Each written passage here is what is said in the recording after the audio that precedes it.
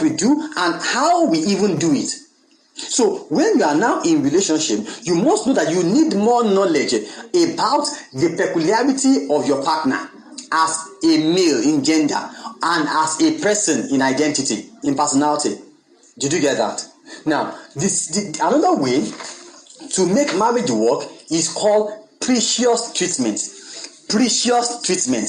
The Bible says, and do, when the Bible was talking about the wife, he said, and do are according to knowledge. He now went further to say, and do are like a delicate vessel, like a weak vessel. Are you getting me? Now that's why people used to quote. They say, the female. The Bible calls the woman weaker vessel. See, if the Bible says somebody is, if English says somebody is weaker, it means that the partner is weak. So it can only be weak, weaker, weakest. Okay, so if you say your wife is a weaker vessel, invariably you are saying you are a weak vessel. But even in that scripture, that is not what God is saying. God is saying, treat them as unto a weaker vessel. Treat them as if they are weak. Treatment. So the Bible is emphasizing treatment, not even nature. It's emphasizing attitude, auto, not even nature. For instance, you have let me give you this example. You have a flower vase in your sitting room, flower vase. Maybe you have the big one, the big ceramic flower vase. Now, if you carry that ceramic flower vase, you will discover that flower vase is heavy. So meaning that flower vase is not weak, it's heavy, quite heavy. But you know what? If you drop that flower vase forcefully on the floor, bam, what will happen? Despite the fact that it is heavy, it will break. It means that the flower vase is strong, is heavy, but delicate. Did you get that? The Bible is talking about delicacy of the nature of women. It said, treat them like egg. Treat them, it is the way you treat them. Say, treat them. I want you to carry your wife as precious. Carry your husband as precious. Don't let him fall down. Don't let her fall down. He can break. She can break. It's about treatment. So when we solve the issue of treatment, the issue of attitude in marriage, do you know that we have solved about 99% of the problems in marriage? Alright? Now, the next thing to make marriage work is realize you are joint heirs.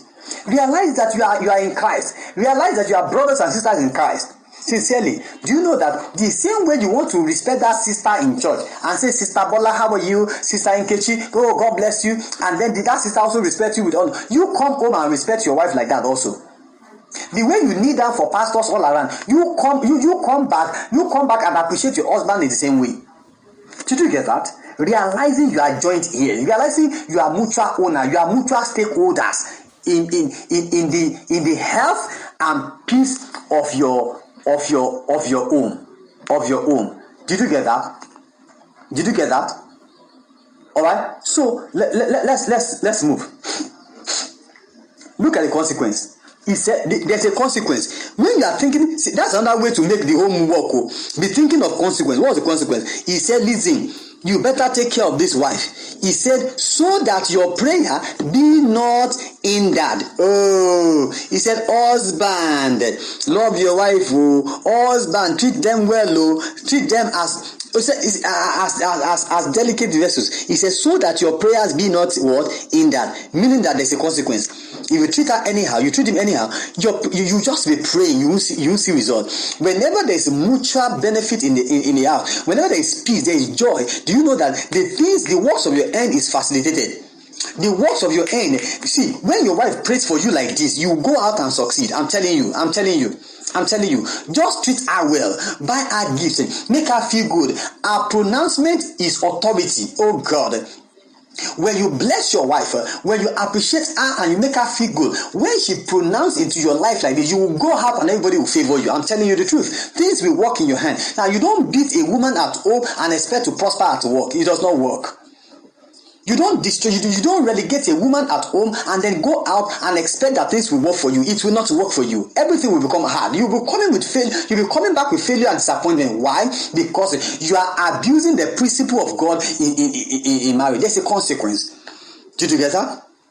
Did you get that? Now, look at Titus chapter 2. Another way that your home can work, that your marriage can work. He said, you must live like your home is defending the gospel.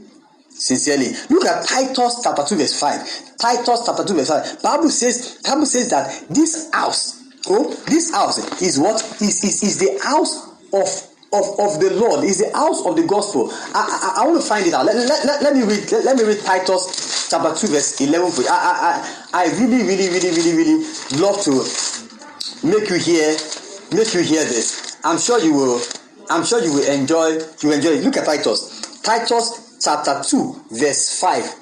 Titus chapter 2 verse 5. The Bible says, be discreet, chaste, homemakers, good, obedient to their own husband, that the word of God may not be blasphemed. Meaning that the word of God may not be blasphemed. Meaning that your home is like you are an ambassador of God. People look at your home, they must see God. So once you want your home to be like the embassy of God, where people come and say, there's God here, that means you must do everything possible to make it work. Do you get that? And look at it. The last one, how to make your marriage work. Be content and be satisfied. Contentment and satisfaction is key. Listen to me. There will always be somebody who is finer than your wife in terms of beauty. Yes. You will go out and you see a straight girl, a fine girl. You will go out and see one guy that is handsome. Listen to me. That's a fluke. That's a film trick. If you go follow that person, next tomorrow you will see another person better than that person, and better and better and better and better and better. And that's why you must be contented. You must agree that this is your own. Let me embellish my own and always make him beautiful and always make her beautiful. Did you get that? It is better to embellish your wife, to decorate your wife and always make her look beautiful, than looking for one girl on the street who you think she's shapy, she's figure eight or whatsoever, and running after them all around. You are a fool. That's foolishness, because you will keep looking for them. You keep running, because if you see a figure 8 here tomorrow, today, by tomorrow you see a figure 9. By next tomorrow you see a figure 7, and then you'll be looking for a figure 5, and then you are messing up your life all around. Why not embellish? Why not beautify the one at home? See, every woman is beautiful. Every man is handsome. If there's a right packaging. Everything is don't we know? Everything is everything not packaging. Everything is not packaging. Give her good clothes, let her do her hair, give her good shoe, and give her confidence and peace of mind. You see that she's beautiful. What are you talking about? What are you talking about? Give your husband peace at home, and you know that he's elegant. So be contented. And that's why Proverbs chapter 5 verse 19 and 5:15, it says, drink out of your own cistern. Meaning, drink out of your own well. Don't go and be fornicating and be jumping adultery and be jumping here and there from one girl to another, whatever. It's common sense. See, let me tell you the truth. You see, after go and ask everybody doing it. It is just that they are addicted, and they are foolishly addicted, because they come out of the act and they are looking at what is the difference. Is this one gold? Is this one silver? No, it's flesh and flesh. So the same thing you get from this girl, you get from that girl is the same. So why are you now jumping around? You are just looking at their faces and the shapes, and then you are getting wide. Something is wrong with you. Contentment is key. All right, ladies and gentlemen, let me just wrap it up for today by telling you how to deepen friendship in marriage. How do you deepen friendship in marriage? I'll just roll out this, and then we'll close for today, and then tomorrow we're going to continue the lecture. All right, how to deepen friendship in marriage. Marriage is busy. It can stifle romance. I'm telling you the truth. When you enter into the responsibility of marriage, especially when children are in, then there are duties, there are bills to pay, it will stifle romance. Sincerely, I'm telling you, when you are thinking of the school fees of 3 children to pay, or you are thinking of house rent, business is not really going well, and you think, sincerely, you just shut down. You will just shut down. But you know what? You need to reinvent your marriage. You need to reinvent your joy. You need to reinvent your home, so that it won't get boring. Are you getting that? So let me just give you a quick point on what you can do that can make your relationship and your marriage fresh. Number 1, Make a decision about quality friendship. Sincerely, make a decision about what? About quality friendship. Tell yourself, I married her as a friend and she will remain a friend. I marry him as my friend and he will remain a friend. Now, what do you do as friends? As friends, you talk, you communicate, you gist, you enjoy the companionship of each other. You don't want to leave yourself. You come into the same definition, the same purview. She's watching football, you are watching football. I'm telling you the truth. You want to read things together, do things together. That's friendship. Let it keep on. Okay, let it keep on. Make a decision about quality friendship. Okay, number 2, act friendship consciously. What do I mean like that? Act friendship consciously. Consciously know that he's your friend and be acting like a friend. Be willing to talk. Be willing to talk. Be willing to play together. That is friendship. Okay. Number 3, plan and design method and activities to bond. You need to plan and design method and activity to bond. Maybe you choose a day in the week that you just leave the home and make sure, just say it is our own private time. What do? We discuss, we play, we joke, and we pray. Have that private time. See, once you get into marriage like this, to have a private time will become almost impossible. You mustn't allow marriage to stifle it or responsibility to stifle it. Make sure you have a time that we call our time, me time. Are you getting it? And what do? Design activities in those seasons to bond and to enjoy yourself. Okay, set out a time that you call our time. Okay, this is mommy and daddy's time. This is me and my wife's time. This is me and my husband's time. Our time. Okay, another one, seize the busy moment to become your tool. The busy moment, let those moments become a tool. For instance, the wife is busy in the kitchen. Let the kitchen be a tool of romance.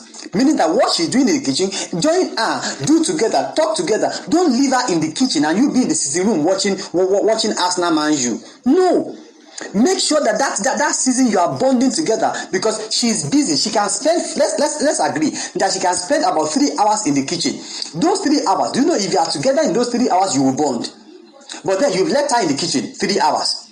You are in the sitting room 3 hours, and then the day is gone. Okay, you've gone since morning, you are just coming back in the night, and then you left her in the kitchen. You are watching ball, and the next thing is to go and sleep. And when are you bonding? When are you bonding? But you know what? Those busyness, those things that keep you busy, why not do them together? When you do them together, it will help your bonding, because those things are bringing you onto the same spot. Are you getting it? She's in the kitchen, be there together. Okay, your husband is watching football. Okay, go there together, be analyzing together. Even if you don't know the players, just be saying the nonsense you want to say. Did you get it? Just be playing. Just be saying it's a goal. Be saying it's offside. Be saying, hey, stop. Just enjoy it. Okay. The next one is, don't ignore little but sensitive things. Okay. Don't ignore it. Don't ignore it. You know, things like that. Oh, I mean, serve her water. Help her to massage her thigh. Okay. Holding of hands. Okay. Are you getting it? Do some things together. Those little things, make them an opportunity for you to bond. Ladies and gentlemen, I hope this has been a blessing for you today, and then I want you to go back on this lecture and listen again and again and again, if truly you have a great vision for a good marriage. Let me pray for you. Father, in the name of Jesus, I pray for everyone who is listening today, that the hand of the Lord is upon you. You will do well. God will help your marriage. God will help your home. You will bond together, and you have the life of God. All things are working for you. Nothing work against you. In the name of Jesus, your home will be strong and will be established on love and on submission. Mutual authority, mutual submission, mutual love, in the name of Jesus. Father, we give you praise.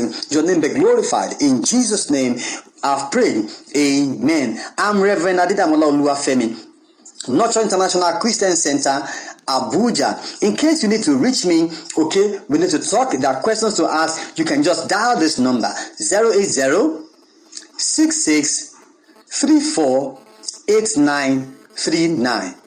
080-6634-8939.